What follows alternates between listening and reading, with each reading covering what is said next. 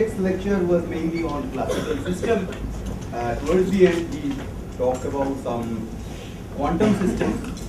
Though I am using slides with a purpose, I want to give this presentation to the website so that any of you can use it.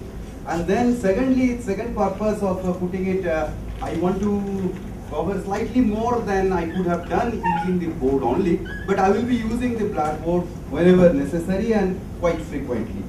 So first, let me give you some references. I will give the flowchart of what I want to do.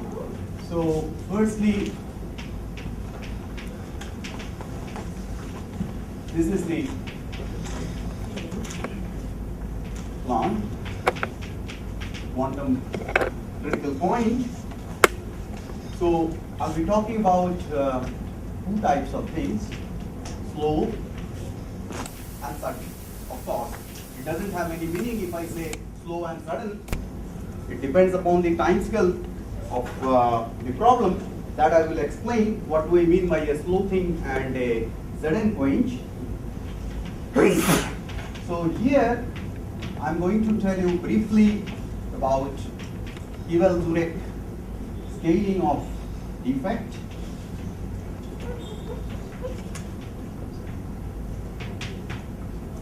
It's a power law scaling given by the quantum critical exponents. And sudden, it also has a scaling, and that scaling is closely connected to quantum, one of the quantum information theoretic measure, since this school also talks plans to include quantum information. I will discuss at some length one of the concepts, which is fidelity, and tell you how it is related to this sudden quench problem. It could be related to slow quench also, to some generalized fidelity concept which I will introduce tomorrow. So these are the first two things. Now there could be a question that if you quench across a quantum critical point, you have generation of defects, okay? And these defects, what happens to them after they are generated? There will be a cohesioning process, they melt, they talk to each other. This part I will not cover, but I can assure you there will be expert, Leticia, Polkovnikov,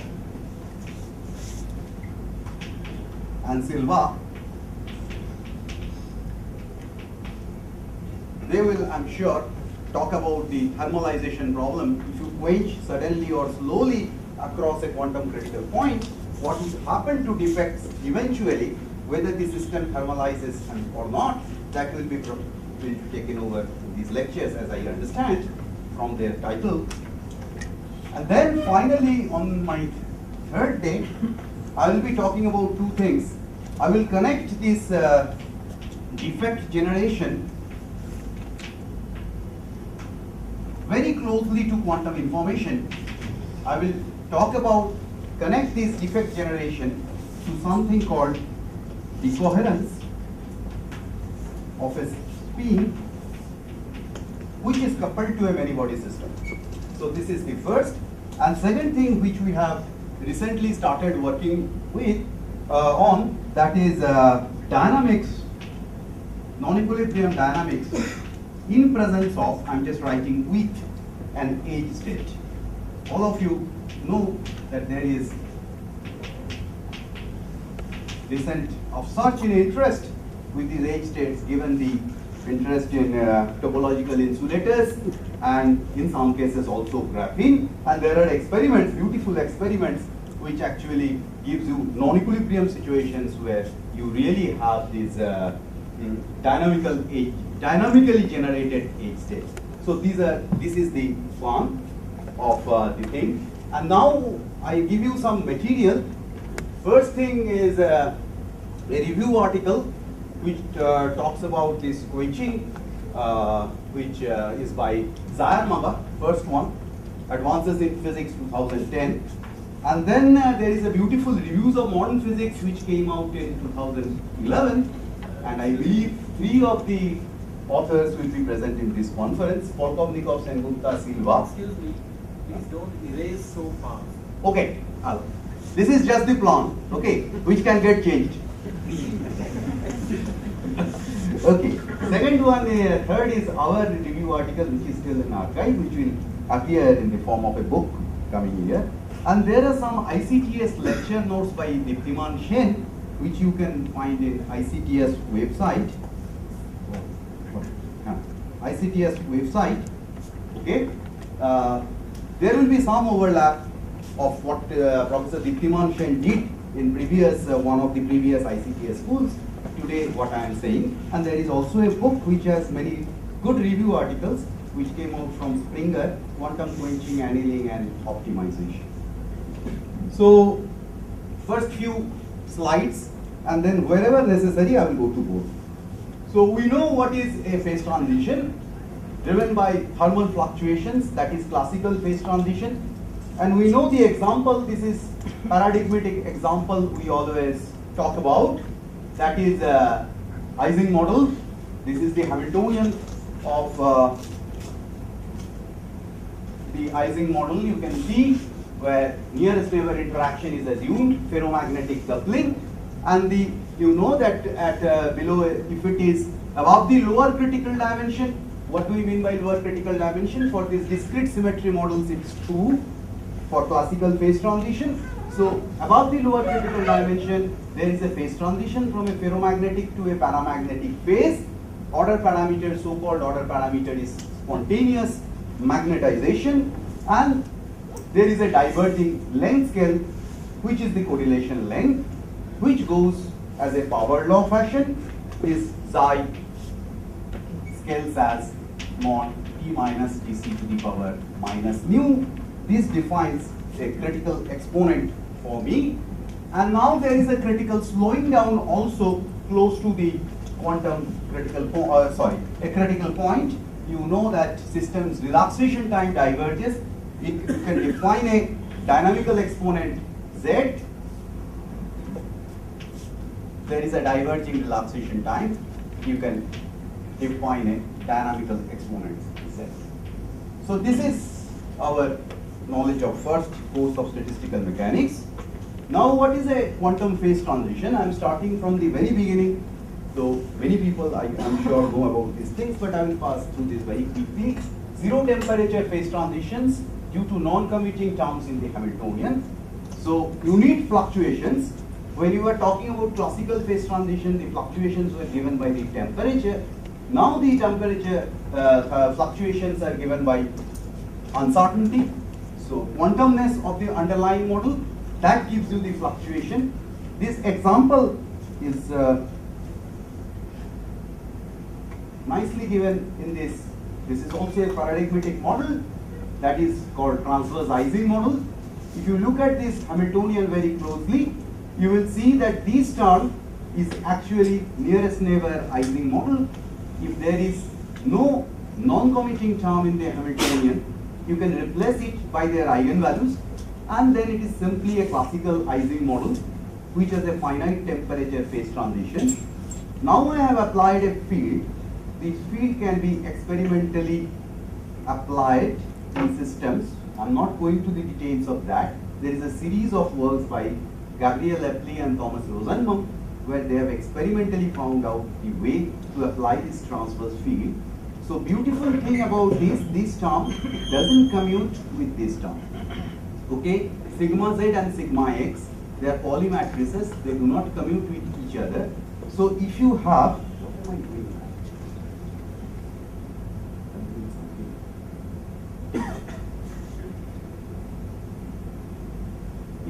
If you apply this term on the eigenstate of z, so what this term does, if you have an up spin, which is an eigenstate of sigma z, you apply a sigma x, it gives the downspin. So this is the fluctuation.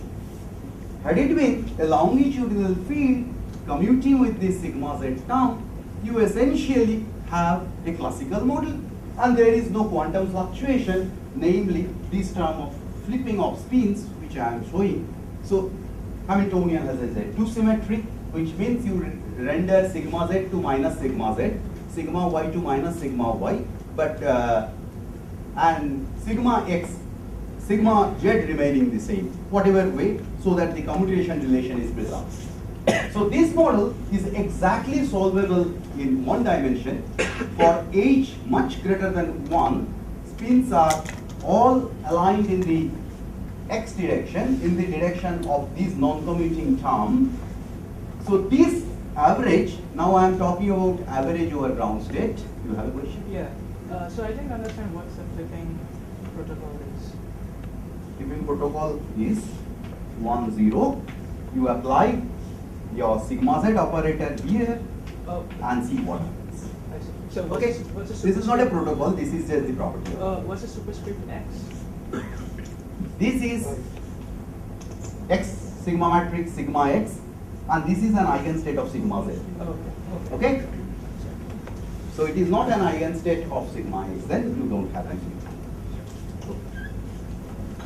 So h much greater than 1, spins are all oriented in the direction of x. It's a paramagnet, though there is an order, if you like to say, in the direction of the field, but you know you define long range order to the cooperative term. So it's a paramagnet, and z less than 1, cooperative term dominates.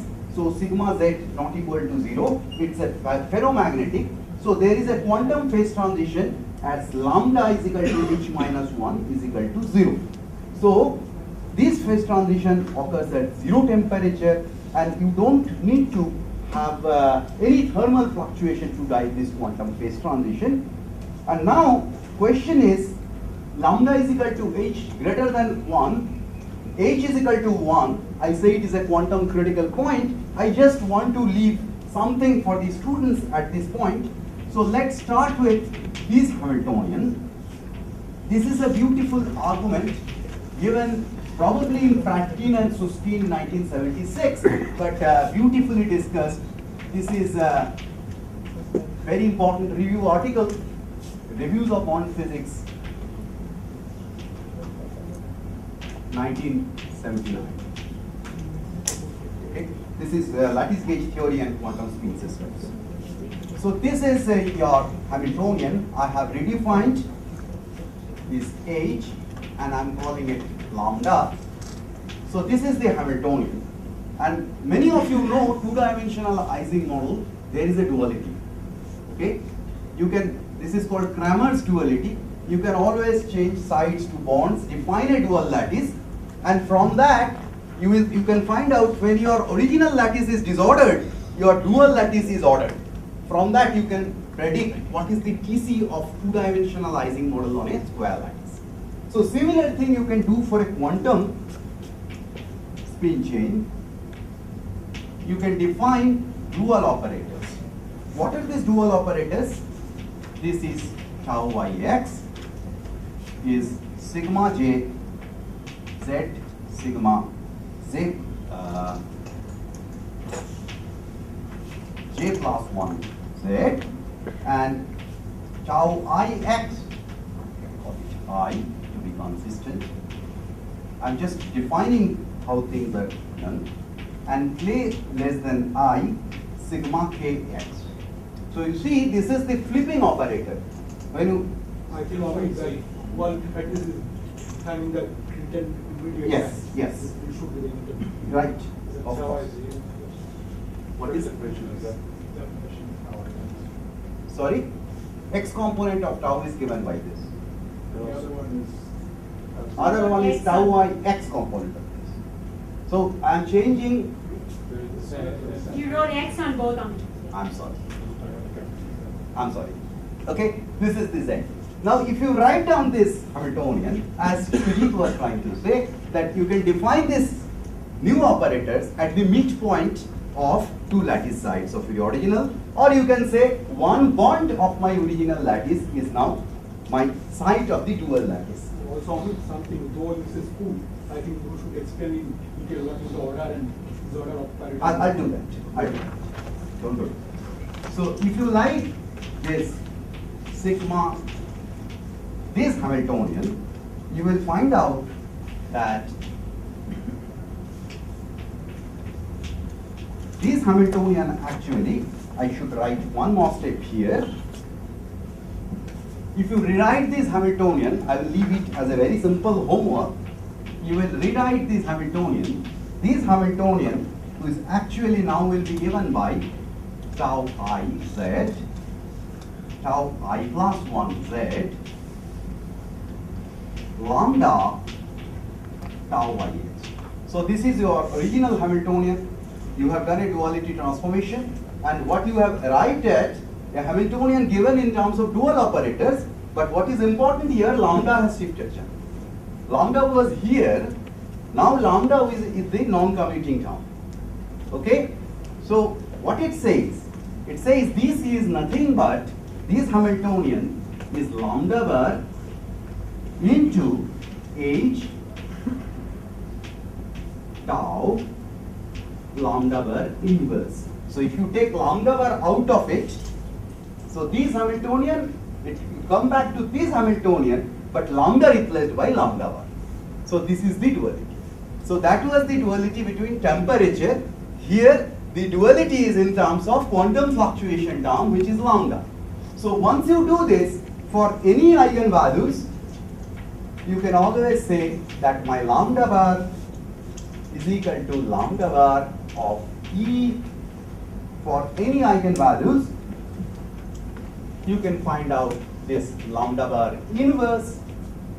So if this gap vanishes, quantum critical point is, I will explain more details soon, is that this energy gap, if we call this characteristic energy as the energy gap of the system, if it vanishes with lambda, it must vanish for lambda bar also. So it vanishes for lambda bar, it must vanish for lambda bar inverse. So you know the model is self-dual when lambda bar is equal to 1, and that is the exact result. Okay, so that is the exact result. I just wanted to show this duality is very important in many situations. So all I have done, I have defined new set of Pauli operators. You can check that these satisfy the Pauli commutation relations. New set of Pauli operators. Write down the Hamiltonian in terms of new set of Pauli operators. All that it happens that this operator lambda shifts time.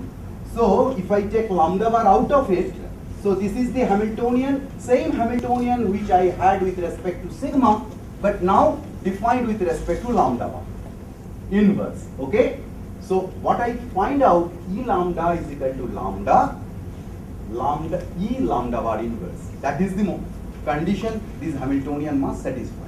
So if that be the case, if this guy vanishes for some lambda, it should vanish for the lambda inverse, and that lambda inverse.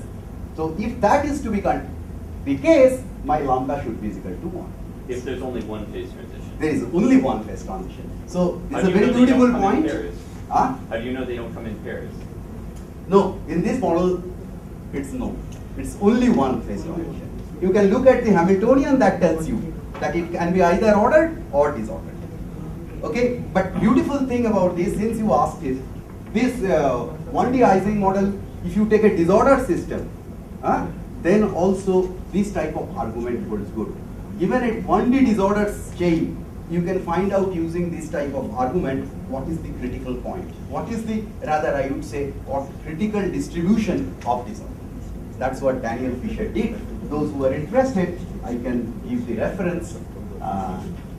D. Fisher, I believe it is PRL 1992. Okay, this is just about this model, nothing to do with what I'm going to do, but this is very beautiful. That's why I thought I should explain to you a bit about this. Peter has also exactly on that. I know that is 1995.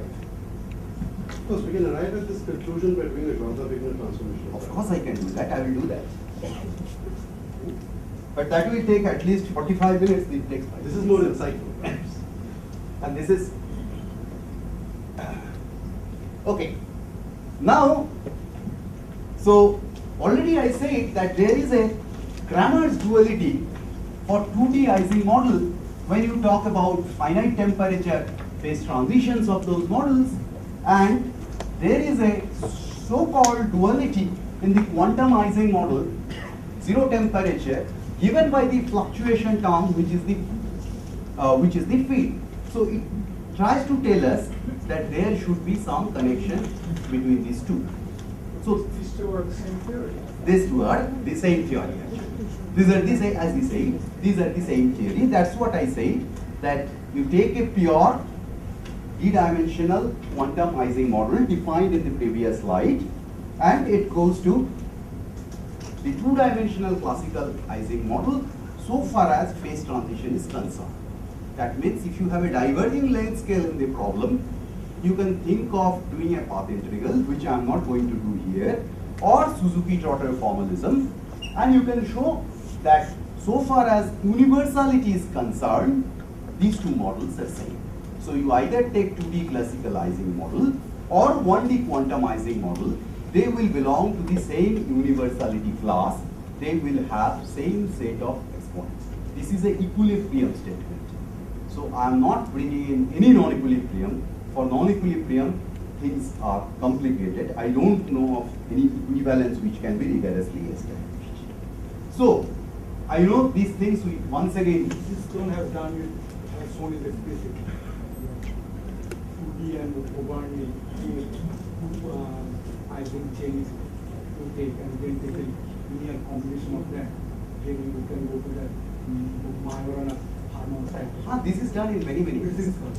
This is done in many cases. You can go to Dirac also when you want. So notion of universality, I just recall what is that?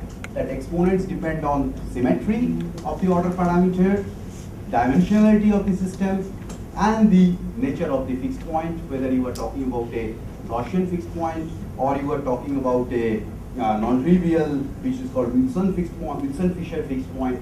So these are the exponents, and two things I would like to harp on very seriously here. There is a diverging length scale in the problem, psi. Lambda is, remember, the deviation from the quantum critical point. Lambda, so my driving term, so xi goes as lambda to the power minus nu, and xi tau goes as xi to the power z.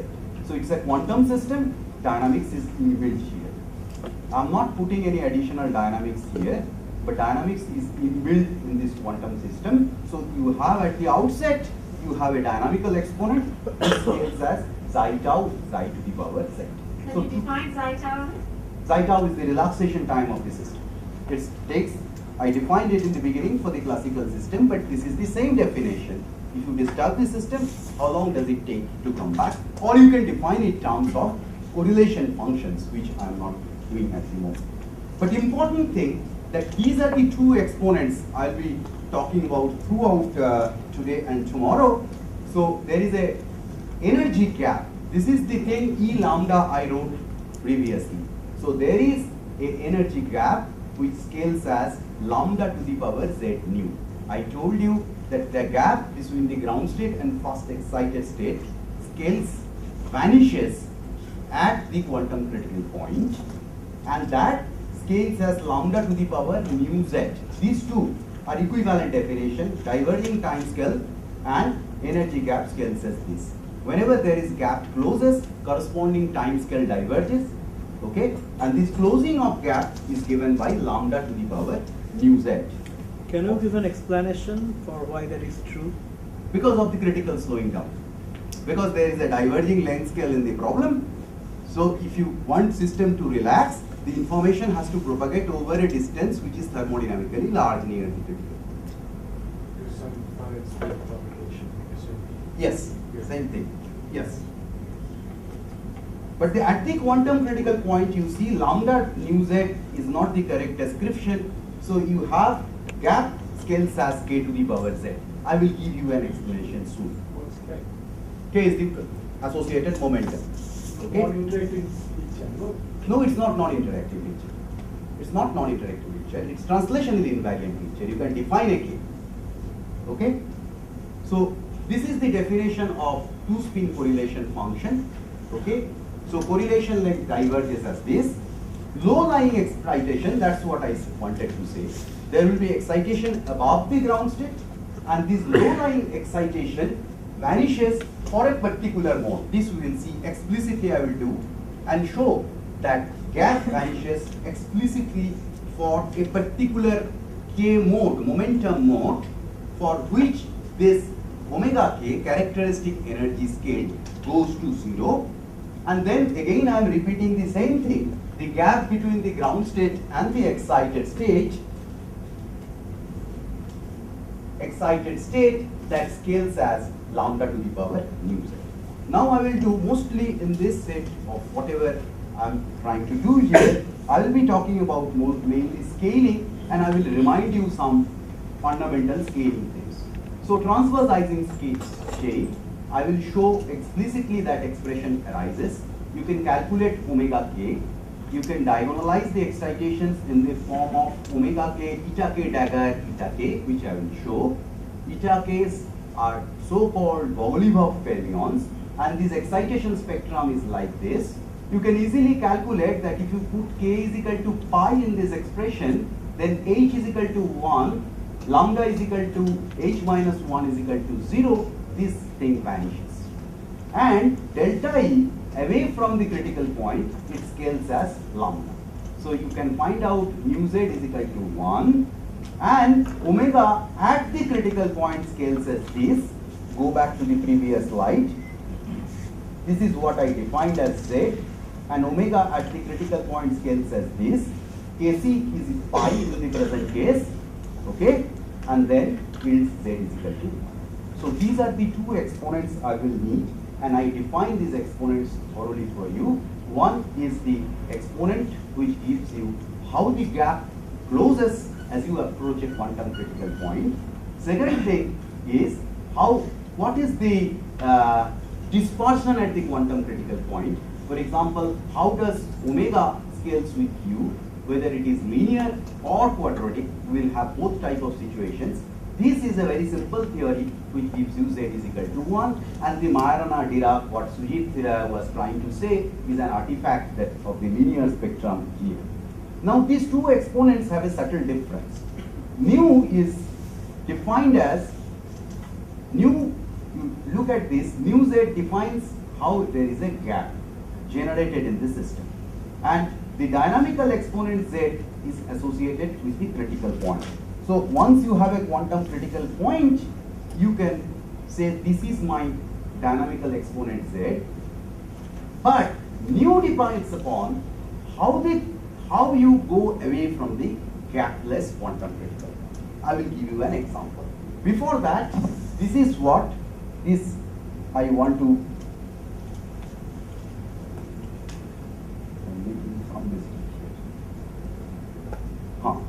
This is typically the characteristic energy scale close to quantum critical point. I have written k lambda, okay. Whenever, please, for the students, whenever you feel that I should go to board, please tell me. I have written them very clearly and elaborately, but even then, whenever you feel, you tell me, I will go to board and explain things. So this is the typically the scaling. I am assuming Kc is equal to 0. I have rescaled my momentum so that energy gap vanishes for some k is equal to Kc. That Kc I have set equal to 0 to write it more neatly. You can find omega k lambda. This is my characteristic energy scale. I am not very consistent. Sometimes I may call it capital delta also. So this has a scaling form lambda z nu k by lambda to the power nu. Okay. So away from the quantum critical point, okay. So when this guy is less than this, or L is much less than xi is diverging at the quantum critical point, which means if xi is smaller than E of system size, which is given by inverse of k if you like, or characteristic length you are probing, then gap scales as lambda to the power z nu, what I said in the previous slide. And now close to the quantum critical point, the other limit, when correlation length is much greater than the length scale over which you are probing, or the L of the system, then you will have gap going as, this guy goes as x to the power z, so you have gap going as lambda to the power z. So transverse Ising saying you can expand this expression. You can expand this expression close to h is equal to 1 and k is equal to pi with kc or pi set equal to 0. You can find out this expression. So this expression nicely fits into this. You can see there is k is equal to 0 if you set, or k much less than this quantity, it scales as lambda. And now if you want to cross over to lambda, your lambda characteristic k star will be of the order of lambda. So psi is 1 by k square lambda. I realize that this may be slightly complicated, so I just now I prepared a slide which is something very familiar to many of you, that is called finite size scaling. Once I remind you what is finite size scaling,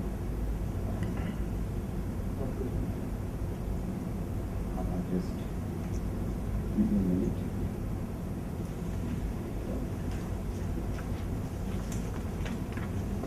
Yes, this is the finite size scaling. Forget about quantum phase transition. Okay, so you have a critical point, 2D Ising model, and you are looking at system which is L cross L. You know thermodynamic limit. You have a phase transition in the thermodynamic limit, only L going to infinity. But what happens if you have a finite system? Typically, what you have, you define close to your critical point when L is psi, much less than psi. That means your correlation length is divergingly large and your system size is much smaller compared to this. Then you have a scaling with L, but away from the critical point,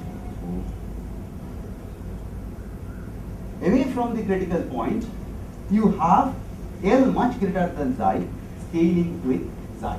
So idea is smaller length scale dictates the scaling. And you may have seen this type of scaling of magnetic susceptibility. This is given in books, Goldenfeld and other books. This is the susceptibility you are writing. This is your T minus Tc. I told you in this slide, I am talking about only classical phase transition, thermal, T minus Tc to the, so T to the power gamma, F psi over L. So it depends upon whichever is shorter. According to this, you define your scaling function and you retrieve away from the critical point capital T to the power minus gamma, and close to it, it scales with L. Similar thing I was trying to tell when I had written this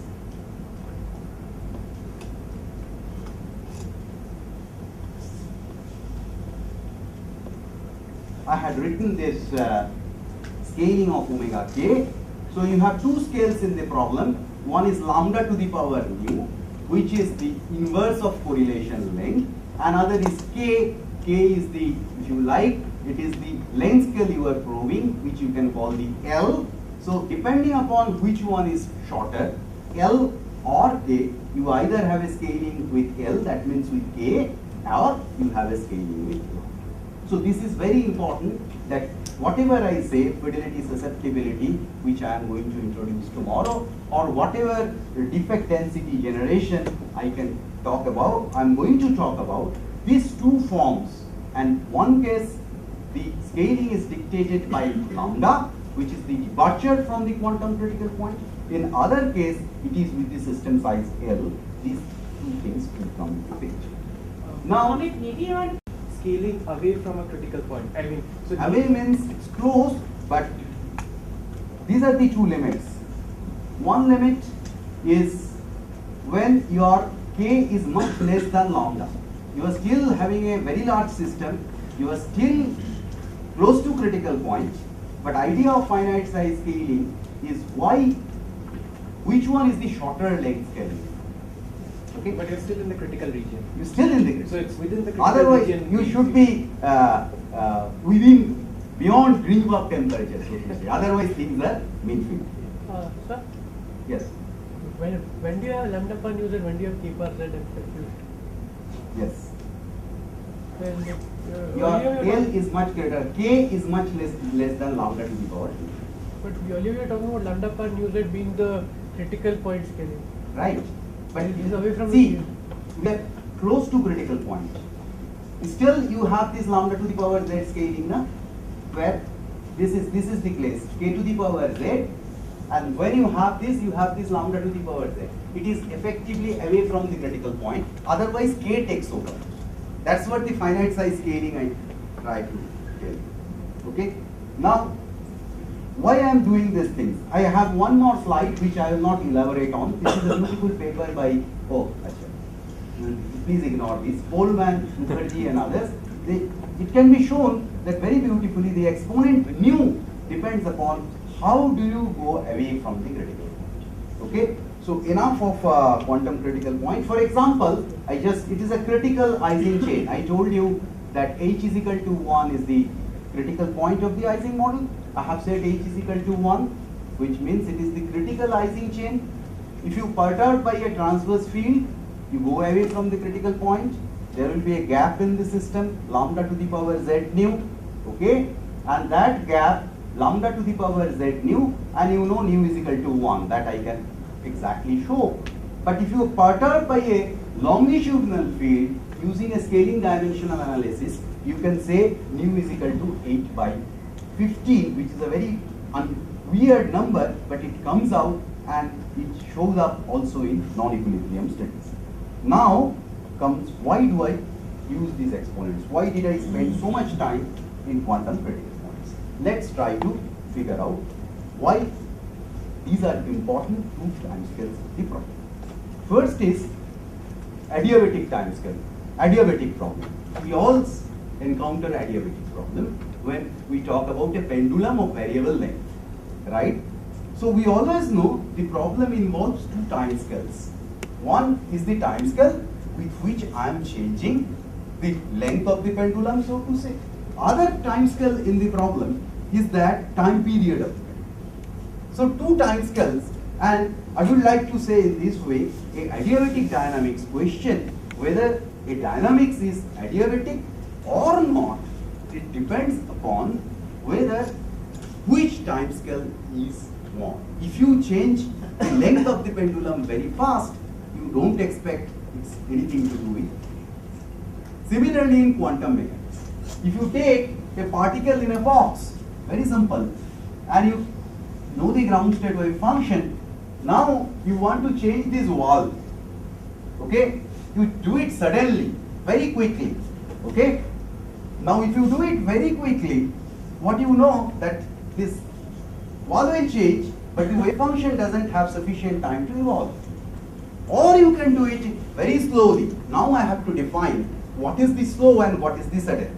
Okay? Now you know that you have energy levels, ground state energy level, first excited state energy level. What is the lowest time scale of the problem? This is a gap in this spectrum. And inverse of the gap will give you the time scale of the problem. So you have to be slow in compared to this time scale. If system is excited, it should have time to come back. And if you do slowly, then what you expect? You expect your ground state to follow the instantaneous Hamiltonian. That is the adiabatic theorem. So adiabatic theorem tells you that you change a quantum Hamiltonian very slowly.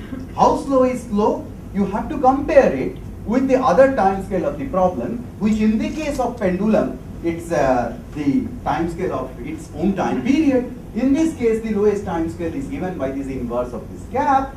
So you will tell me that I'm sufficiently slow, and then I should be always in the instantaneous ground state of the Hamiltonian. That's fine. Now question is, now can one have an adiabatic dynamics if a quantum system is slowly driven? I go very, very slow, okay? Very, very slow as I could experimentally. Can one have an adiabatic dynamics if a quantum system driven slowly across a quantum critical point? Question is this. And this is where all these exponents come into business, okay? So question is, answer is written, no. I have already told you that there is a critical slowing down. So there is a time scale in the problem it diverges. So however slow you may go, the system is infinitely sluggish. It cannot come back by the time you make a change, so it cannot be an additive. Or the two-level system, it may be the lambda. Yes, it will come. It will come.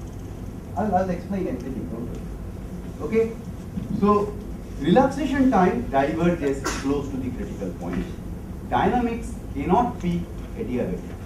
If dynamics is not adiabatic, what I expect? My final state will not be the ground state of the final Hamiltonian. So idea is this.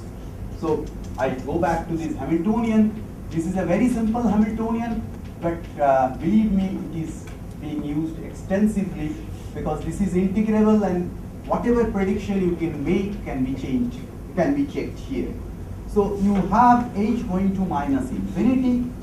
Initially, you started in the ground state, so it's a minus sign plus, all these fields will be down to lower the energy. Okay? Now you go slowly. You change h by t by tau, let's say, and ask the question, what would happen to my final state? So when you change it, somewhere at the point h is equal to 1, in fact h is equal to minus 1, both the points you have quantum critical points. So once diverging length scale here, one diverging length scale here, and here Kc, I define Kc. What is Kc? Kc is the momentum for which the gap vanishes. So Kc will be 0 in this case, Kc will be pi in this case, and now your Hamiltonian crosses a quantum critical point here, quantum critical point at h is equal to 1, and you let it go to h is equal to infinity, let's say, ideally. But you will soon understand that h sufficiently large negative, sufficiently large positive will be okay for whatever I am going to say.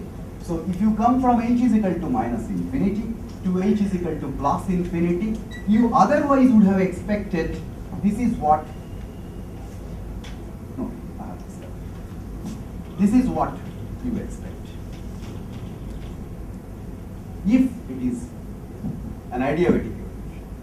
But what you get instead, this is what you get. You get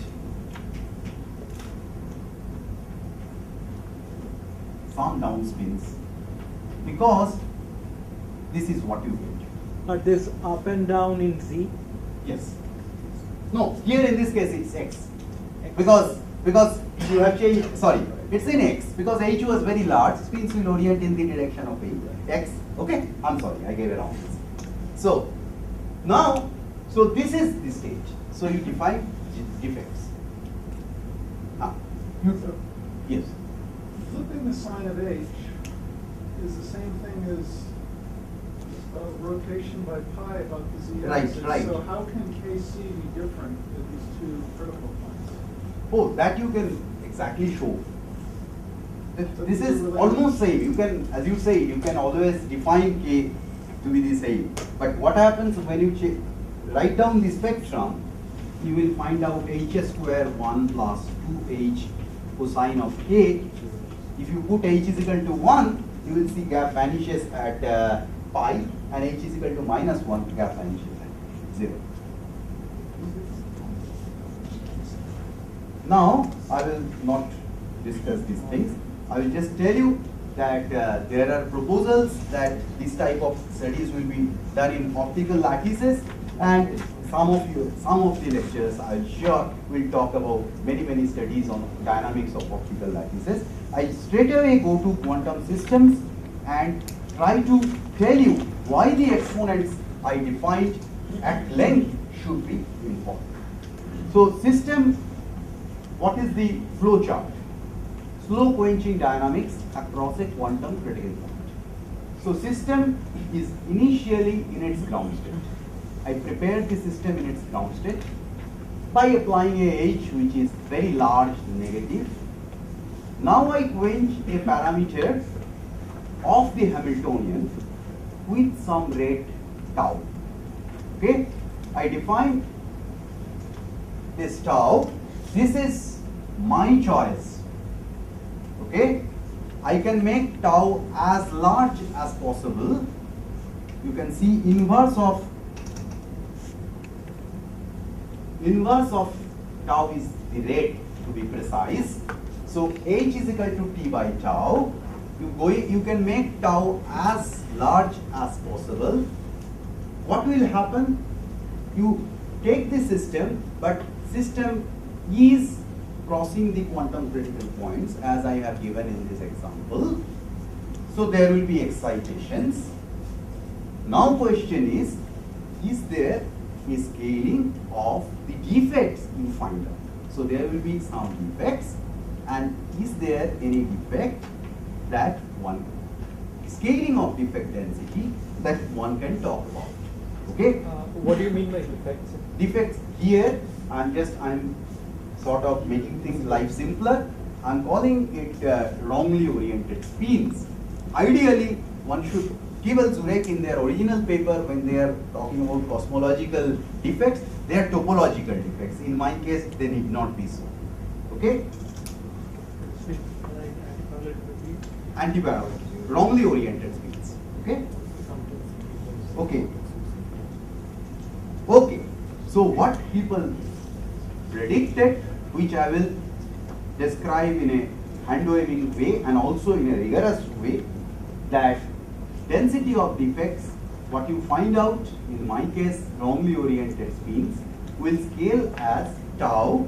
Remember, tau is something I defined, the rate at which I change my field, and the density of defect scales as n tau to the power minus mu d by mu z class 1. So d is the dimensionality of the system, and mu and z are the exponents which I defined for you at some length. So this is the density of defect, and what is interesting here? May I say something? Though it's a school, we can't give a derivation of this expression. I told that I will prove it heuristically and rigorously. Sir, Yes, please. you talk about quenching, you're just talking about reducing parameters here, right? Yeah. Why the special thing for reducing? And you can also talk about a similar, finding some similar questions for increasing parameters. Yes, Why should you have quenching to be cross a quantum critical point. That's the issue. Okay. Yes, please. So when I'm at h equals infinity, Ah. then I'm very away from Critical point. So why is there scaling? That is the important point. That is the point I was trying to say. That important point is I'm starting from far away from the critical point. I'm ending up far away from the critical point. But what I am finding that there is a defect which scales with the rate that is expected, and then with the quantum critical exponent. So question is, why does it happen? Okay? Yes, please. Why doesn't it not depend on the dimensionality of the order parameter space? Yeah, that will tell you about the exponents. It is a very good question. Okay, he is asking question is, I repeat the question, that why doesn't it depend upon the order parameter symmetry? That's the question, right? But that tells you what is your nu. The critical exponent nu, I should say, depends upon the symmetry of the order parameter and d. So if you quench an Ising model or you quench an Heisenberg model, your nu will be different. So defect density will scale different. Yes. If I start somewhere, let's say large age. Large age, Right, yes. and then I have some state, right, with some few defects, and I Right. want to stop there. So this defect density will probably decrease, right, with time. No, let me go to the first slide. Okay, and secondly, The first. question is how does it decreases with time? Yes, that's the part I said in the beginning. That is the question of thermalization. I will leave this, whatever I am saying, the defects are generated. And then how they evolve, that is second time scale, how they coercion. I hope So you're others. talking about an instantaneous picture of it? So it's a Yeah. shot from something with some rate? Yes. Like quenched to a certain age? And which has defects are crossed the generated. critical Huh? point. And then what's the density of defects At that point. mark? At that point. Well, But with- examples I will be taking are integrable models. Where is he? Anyway, examples I am taking are of integrable models. So in my case, defects are, if they are generated, they are Then there. they're there. So, but, They're there. but at minus infinity, if you are starting at minus infinity, you are assuming that a priori there are no defects. Right. Okay. Even if you start from the ground state, how can there be defect? I'm saying you are starting from the ground state. What if I quenched it back? Okay, that's a very interesting question. That you have to look at a paper by me, Victor Mukherjee and Deeptiman. Yeah. Okay, so there is some interesting phenomena. You can see defects actually may get reduced in some cases. Okay, but that is very technical. I don't want to go into that. So this is, what does it assume? That I have changed it as t by tau. If you go by nonlinear quench t by tau to the power r, you will see that actually r nu gets modified to r nu, and there are many generalizations which I will briefly touch on. Now, why this so? So this is a very, very heuristic argument, but this has been put on a very firm foundation by perturbation calculations by Polkovnikov, who will be here soon. So here is the idea. This is your schematic diagram of your relaxation time, very schematic. I'm not plotting the relaxation time. Now, I have mentioned on the time axis, so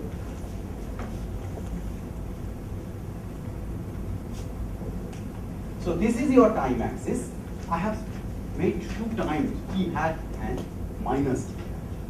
Now, when does non-adiabatic effect we should start to dominate? You look at far away from the critical point. I have set it in such a way that lambda is equal to 0 is your critical point. You can either think this axis is t or this axis is lambda, whichever way you like. So you see that I'm to consider a linear driving, lambda is equal to t by tau. Far away, relaxation time is very, very small. If relaxation time is very, very small, you change, system comes back to its ground state before you make a change, and then you are always flowing adiabatically. So this is the region people call adiabatic region, where you are actually in the instantaneous ground state of the Hamiltonian. Now comes to the question, why do you have this critical exponents coming into the picture? I have defined a time t hat. When does non-adiabatic effect dominates?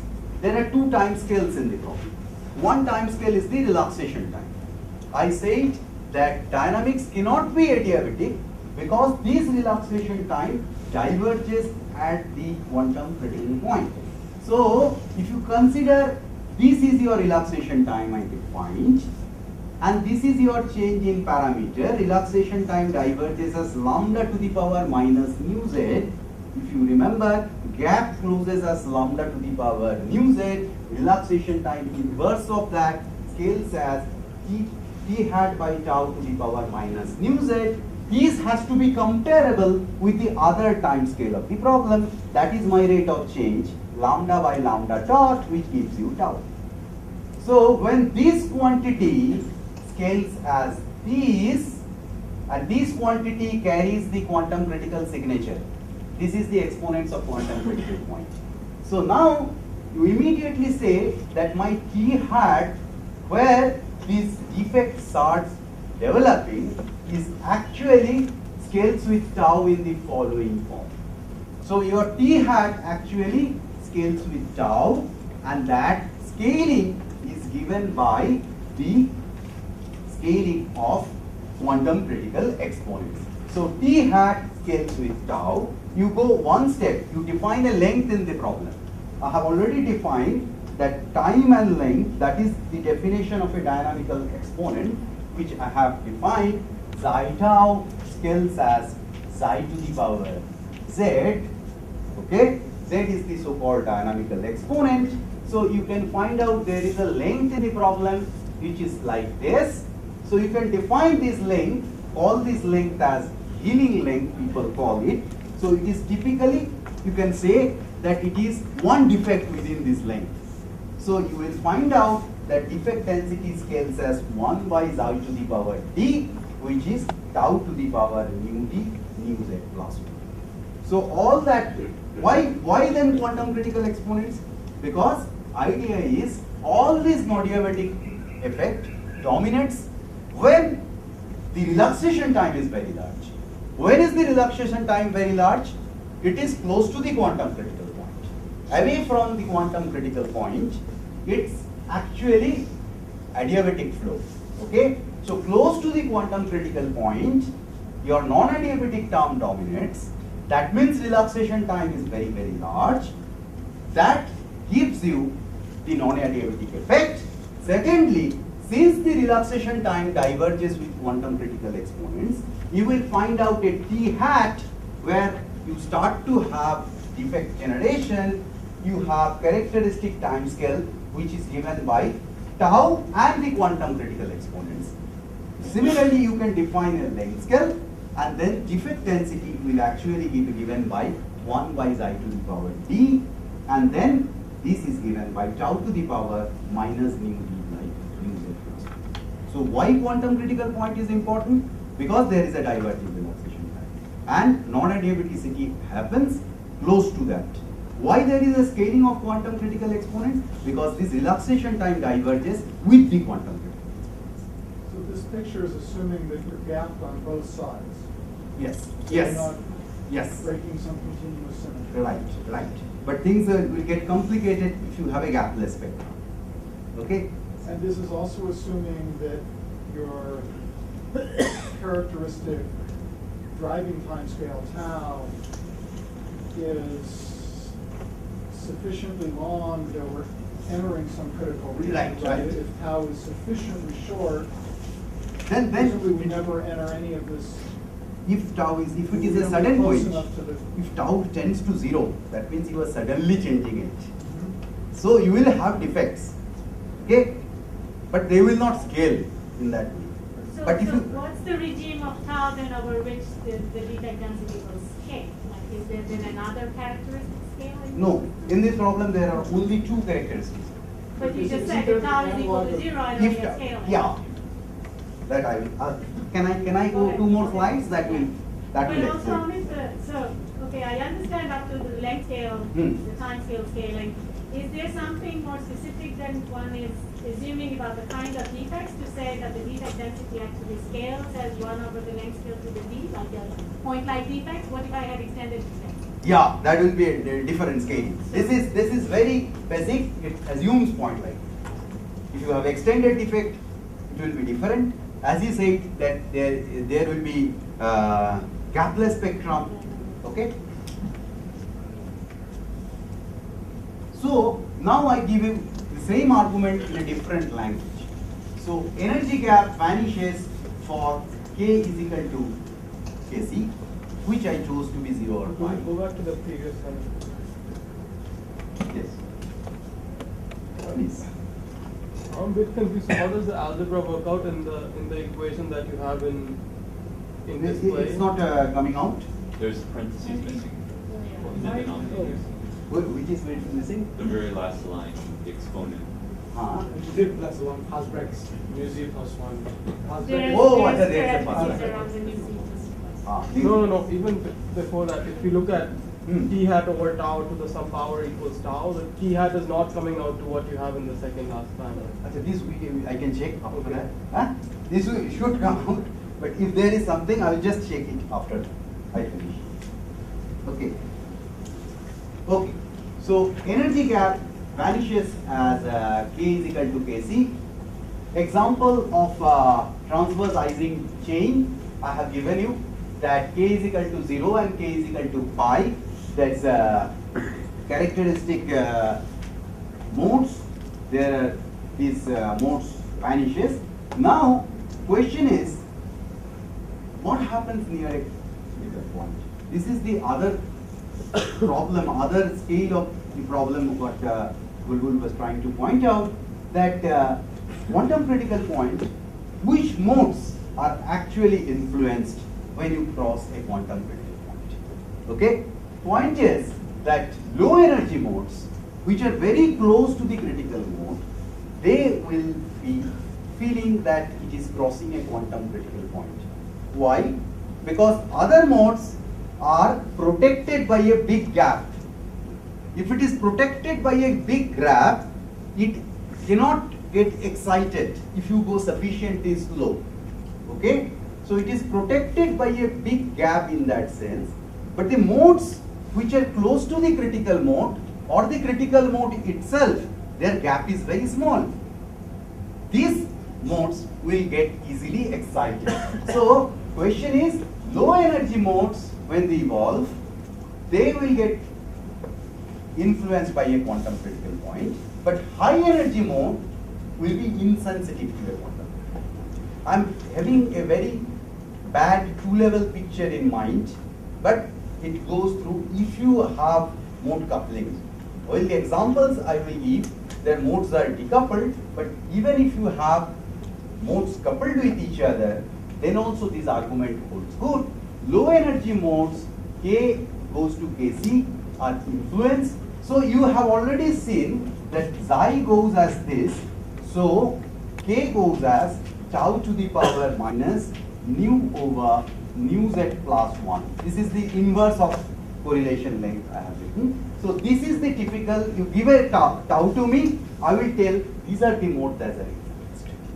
Give a tau to me, I will tell you these are the modes, and then immediately I will tell you, so these modes, what is the total phase space associated with them, k to the power t, and that will give me tau to the power nu t plus nu z plus 1. Okay, so which momentum mode will get influenced by the existence of a quantum critical point will depend upon the tau, and these are the modes that comes from the heuristic argument I gave, and defect density scales as k to the power t, so tau to the power nu t by nu z plus 1. But here I have to, this calculation doesn't tell you something. With critical phenomena, we always know there is something called an upper critical dimension. If you have nu d plus nu z plus 1 is equal to 2, okay, that defines actually your upper critical dimension. Well, for this relation, you will find out defect density scales as 1 by tau. If you look at quantum mechanics books and look at the adiabatic theorem, you will find excitation scales as 1 by tau square. It also happens in the present case. I will explain why. Okay, when your defect density, when your dimensionality is such that this quantity is, so this is called the marginal situation when the high energy modes also come into picture. So what we have, let me summarize now. What we have seen, very heuristic argument. This is the argument.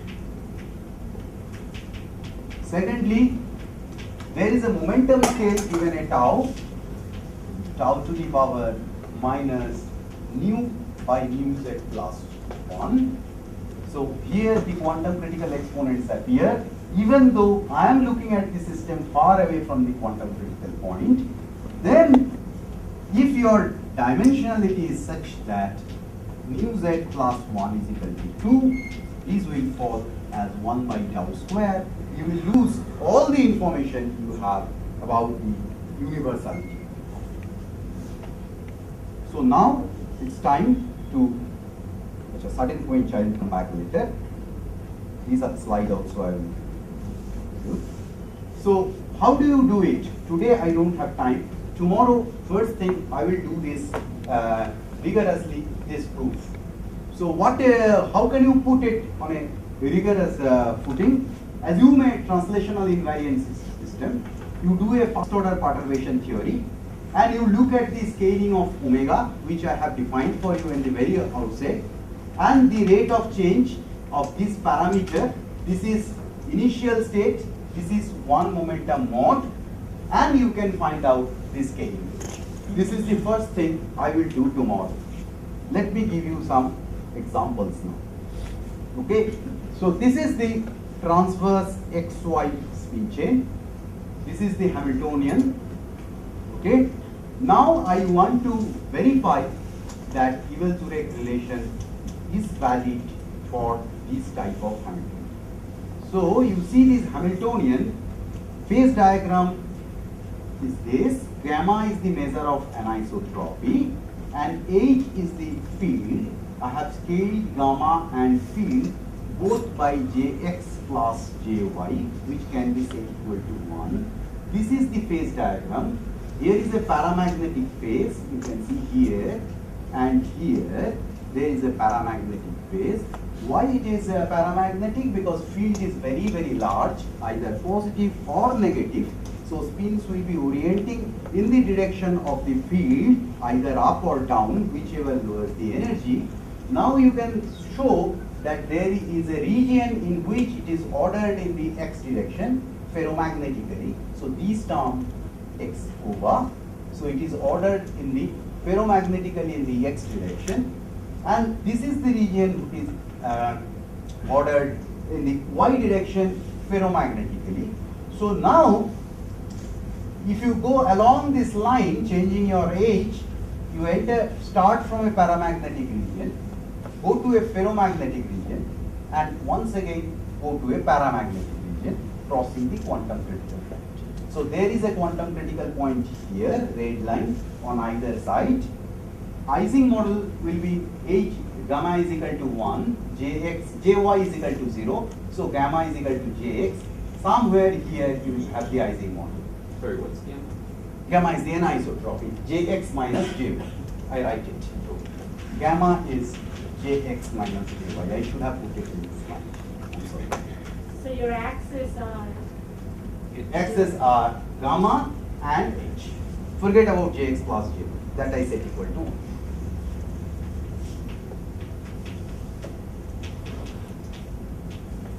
Okay. So this is your phase diagram. So what are the black? What's the black? Black is a commensurate incommensurate transition within the ferromagnet. That I. So these Ising transitions you can find out mu is equal to 1, z is equal to 1. So I erase everything. I tell you what I am trying to do. What I will try to do. H goes to plus minus infinity. This is what I am changing. There are two, I call them Ising critical points. There will be Ising critical points at H is equal to plus minus this 1 point and that 1 point. H is equal to plus minus 1 for a given gamma, except for this blue line. I am not setting gamma is equal to 0. Gamma is finite. But So we know that anywhere away from gamma equal to 0, it's Ising. yes. Symmetry As is, soon as I- symmetry is, as long as you break the symmetry, it's nice. Okay. Now, what you do, you consider a periodic boundary condition. Let me write down the scheme and then I will explain. So you are changing H, please remember, and you are going from a paramagnetic phase with H negative to a ferromagnetic phase, through a ferromagnetic phase to a paramagnetic phase again, okay, with H positive. So you have the model, let's call transverse XY. But do I really need to do the transverse XY on it, or could I have just done the transverse Ising? Yes, you could have done transverse Ising. I am doing XY because which I will not discuss here, that this is a beautiful phase diagram which allows you to switch from one ferromagnet to other ferromagnet, which has same universality, which is not exciting, but there is a multi-critical point sitting here, which is very exciting.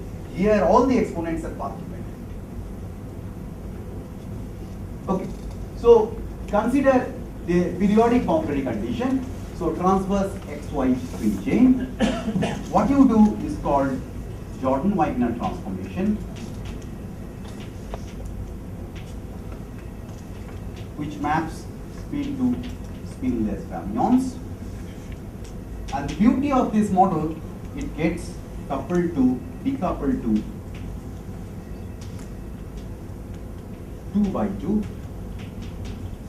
problems. Okay, so through Jordan-Wigner transformation, in the momentum space, you can define it to be a 2x2 problem. So this is your Hamiltonian. This is Jordan-Wigner transformation. You transform spins to fermions. Spin operators, they commute on different sides, anti-commute of the same sides. So they are neither fermion nor bosons. But you can define spinless fermions, which is first introduced probably in this paper in 1961 by Lifshutz and Mattis. You can introduce so-called Jordan-Wigner fermions with these funny string operators, which actually ensures that these operators actually anti-commutes on the same side and also at different sides. So they are fermions. I have a question. Yes. So decoupled to 2x2 problems, does it mean a collection of 2x2 Yes. problems? Like, Direct product. Hilbert space is the direct product of 2x2. Okay? That is essential. That is why this problem is so popular. This model is so popular. another question, you said they are neither fermion nor boson. In the sense of commutation relations. Spin operators, if you check, they anti-commute on same side, commute on different sides. What do you mean by same side and different side? Huh? What do you mean by same side and different side? Can you You explain that on take the sigma board? ix and sigma iy. Yes. Okay? Or you define these operators. Sigma I plus, sigma I minus. Yeah. These will anti-commute when I is equal to j, and they will commute when I not equal to. I see, you mean this kind of thing. Huh. Now, if we perform this Jordan-Wigner transformation, this is the form. So you see, this is a quadratic Hamiltonian already. Now you could ask me, if I have a ZZ term, what would happen? If you have a additionally ZZ term, sigma IZ, sigma I plus 1Z. You do the Jordan-Wigner transformation, you will find out this Hamiltonian, what you get here, is no longer simple quadratic. You will have higher terms, and which renders Heisenberg model not solvable using Jordan-Wigner transformation. But there is a model which I thought I will introduce, but probably not. I will not have time. There is something called Kitaev model, which I will request students to look at once. Kitaev hexagonal lattice model, which has XX, YY, ZZ term, but it is constructed in such a funny way that it has many conserved quantities, and that can be exactly solved, okay, using this Jordan-Wigner transformation. So you students, please take it as a homework and look at this. This is discussed in many papers other than Kitaev's original paper. Just another question. Jordan-Wigner transformation, does it depend on the dimensionality of space? One dimension. 2D you can define with some pain, but I don't know how correct these are. I am not okay. Now, once you do that, you have decoupled 2x2 problems in the Fourier space. This is what decoupled problem is. So your Hilbert space, you have 0, no fermion, and 2 fermions. Your for a given momentum. Okay? So you have pair of, just see whether I am missing some details. Non-interacting fermions.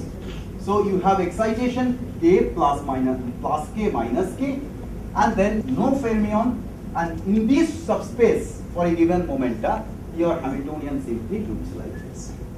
So this is important model in the sense that you can not only integrable but also reduce to a 2x2 problem. Once you have the 2x2 problem, now I come back to board. So this is my 2x2 problem, and remember H is now in this Hamiltonian, H is given by T by tau. First, equilibrium thing. So it's decoupled. You can do something called Bogoliubov transformation. You can diagonalize it. This is the omega I have been talking about from the outset, and this omega can be exactly calculated, and the form of omega is given there. You can put the different value of momenta k is equal to 0, k is equal to 5, and you can see the gap vanishes. So given this omega, you can reproduce the entire phase diagram which I showed. Okay? And now, this is ground state also has a beautiful qubit-like structure. This, look at the ground state, it is the direct product over k greater than 0.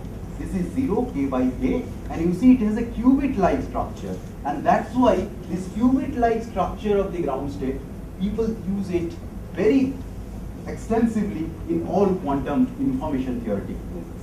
Now, you have to go to the non-equilibrium case. I had a Hamiltonian, and now comes the non-equilibrium part of it. What I am doing, I am changing h as t by tau. Okay? Now, once you put h is equal to t by tau, you see this is a two-level problem in which the diagonal term varies as t by tau. And I this, don't understand now. Why am I putting h is equal to t over tau? because I want to change this Hamiltonian from this minus infinity to plus infinity, and at the end of the day I want to calculate what is the number of excitations. Okay? This Hamiltonian expected.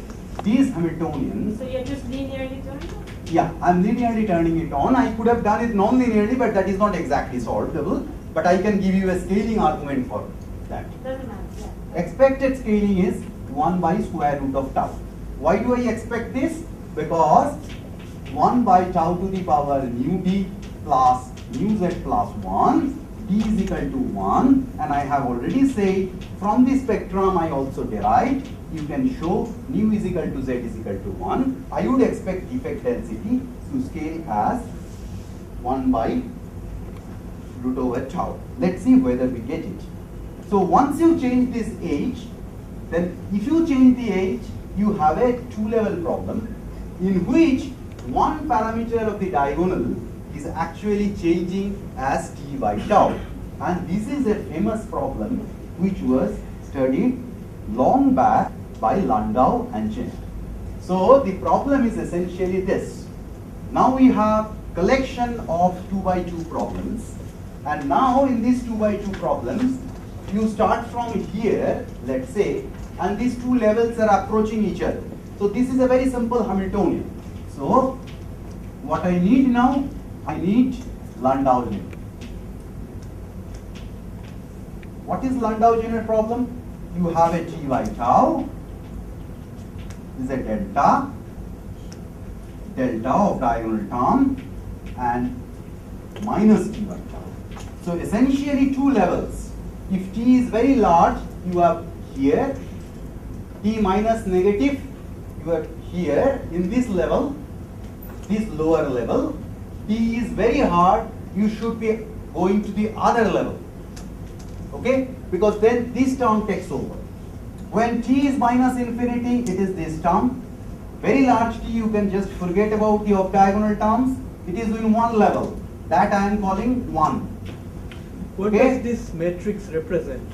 This matrix represents a two-level system in which the diagonal terms have a linear time dependence. I mean, is it So the your Hamiltonian has become a product of two-level systems.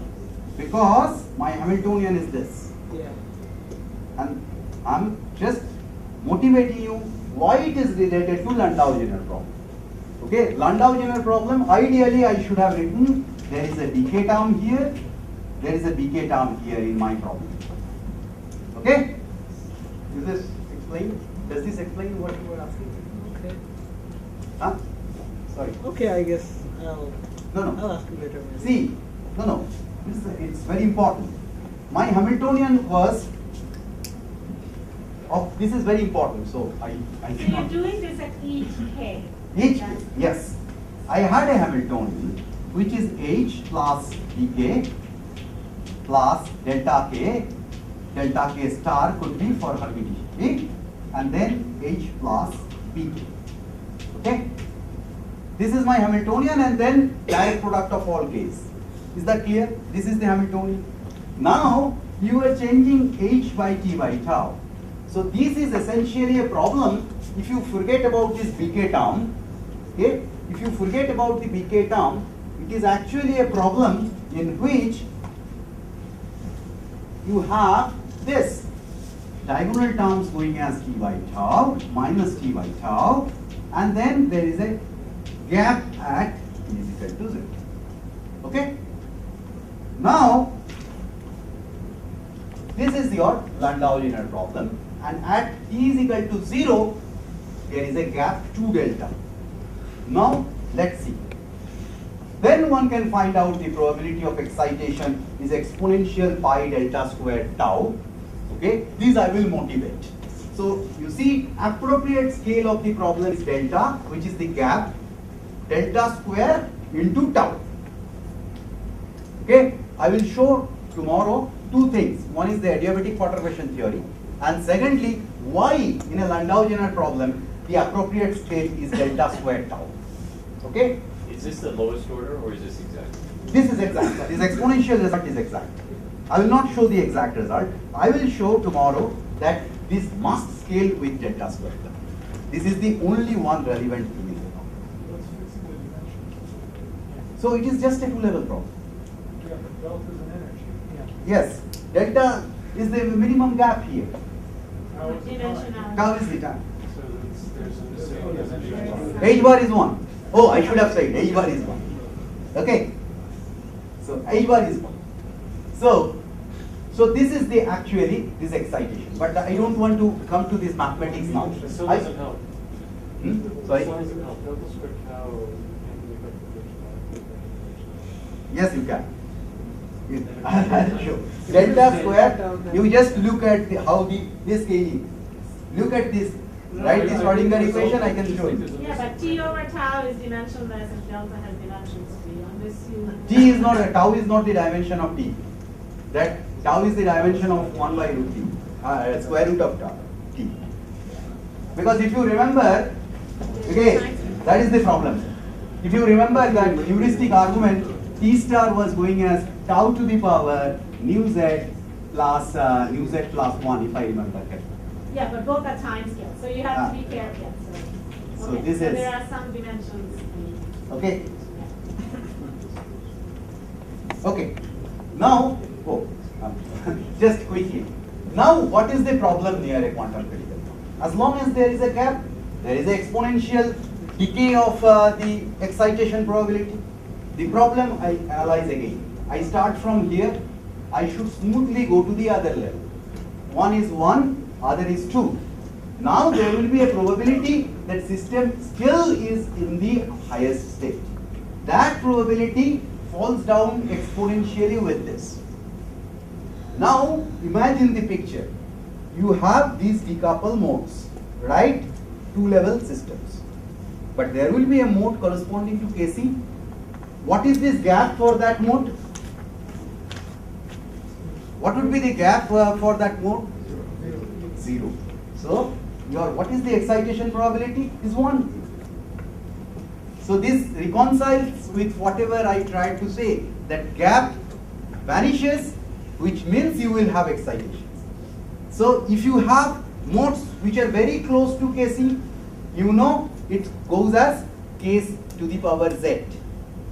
Those modes will actually contribute here. Okay? If you high energy mode, momenta is far away from Kc, they are protected because there is a big gap. Okay? Now, once you accept this, so probability of excitation goes as exponential pi delta square tau. Okay? So there are some modes for which this probability is close to 1. Those are the modes that will contribute to my scaling. I will stop here with this last slide.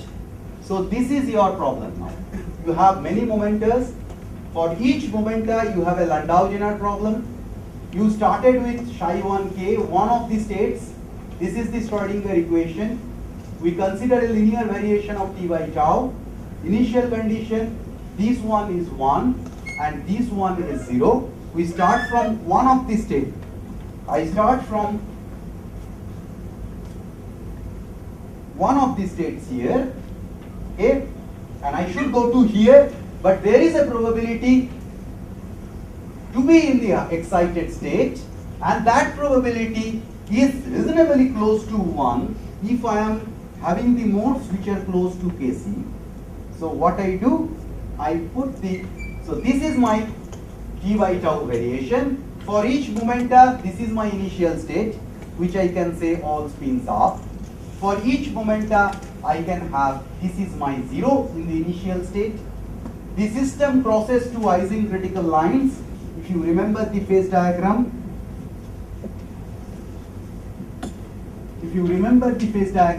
I am going like this. There is a critical point here, there is a critical point here.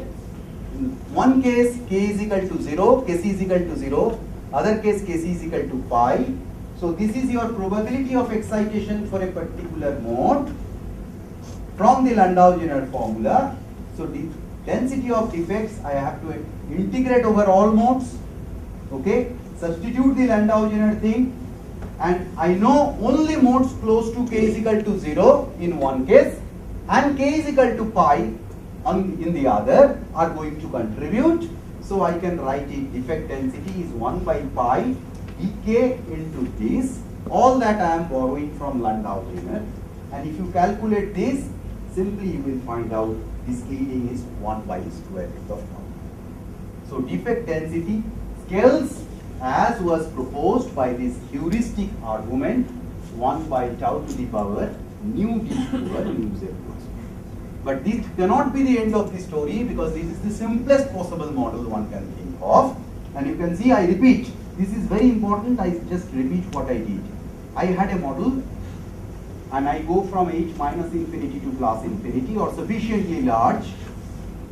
Then I do Jordan-Wigner transformation. I reduce it to a two-level problem, decoupled two-level problems to be precise. Once I have this, I drive the system ht by tau. It is actually a Landau-Jeuner problem for each mode. For Landau-Jeuner problem, I know the excitation probability, which would be sufficiently significant if modes, these k modes are close to the critical mode. And then once I put this expression here, I calculate the defect density, I will find out it is 1 by square root. This is exactly what we will predict. Okay, so I think it's a good point to stop. Tomorrow, first thing I will do, I will give an idea of perturbation theory. How can one go beyond the heuristic idea I was giving about comparing two length scales? And secondly, I will try to tell you why in a Landau-Jeuner problem, okay, the change probability of excitation should scale with delta square tau. And then I will tell you that if I have a nonlinear variation, you could ask me the question that if I were saying t by tau, what happens if someone says this is my change? This is my change. This is very important because this is my change. You have a R. Okay? How does this thing get changed? Okay? Now you cannot solve Landau-Jeuner exactly. But from that scaling argument, you can say what should be the probability of excitation. That I will do. Why this is important, I just tell you. Because now people are always thinking about adiabatic passage of a quantum state. I prepare it in a ground state, I evolve it and I expect it to be ground state. So can one find an optimized rate of changing so that defect generation is minimal? Okay, so that is important from the optimization. I think I will stop here. I have already eaten up 5 minutes of lunch. Yes, please. If we go back to the derivation, the scaling argument that you gave. There could be some algebraic mistake which I will check and talk. Okay. Huh? I'm very famous for those things, so I will check. It seemed to be important, that's why I'm asking. I'll check with you. Don't worry. At least.